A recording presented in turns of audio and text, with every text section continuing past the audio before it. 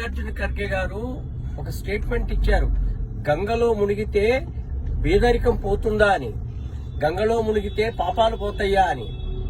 అయ్యా ఖర్గే గారు, ఈ యొక్క స్టేట్మెంట్ తోటి కాంగ్రెస్ కు ఈ దేశం యొక్క సంస్కృతి సంప్రదాయాల పట్ల ఎంత గౌరవం ఉన్నది, హిందువులని ఎంత అవహేళన చేస్తున్నారన్న విషయం ఒక్క మీ స్టేట్మెంట్ లో ఇచ్చారు.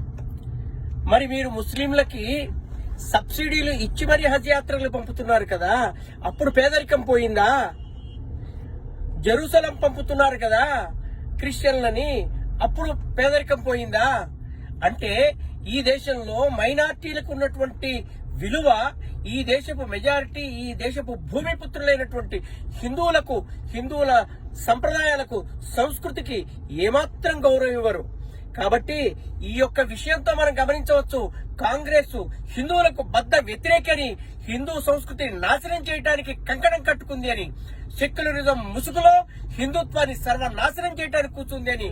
కాబట్టి హిందువులారా ఇప్పటికైనా మేల్కొని ఈ కాంగ్రెస్ ను బొందబెట్టాలి. కాంగ్రెస్ ను బొందబెడితేనే కానీ మన సంస్కృతి సంప్రదాయాలు నిలుస్తాయి.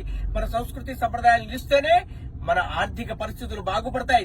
మన సంస్కృతి సంప్రదాయాల్లో ఆర్థికత్వం ఎంత ఉందో, ఆర్థికమైనటువంటి ప్రణాళిక ఎంత ఉందో ఒక మహాకుంభమేళాను చూస్తేనే తెలుస్తుంది.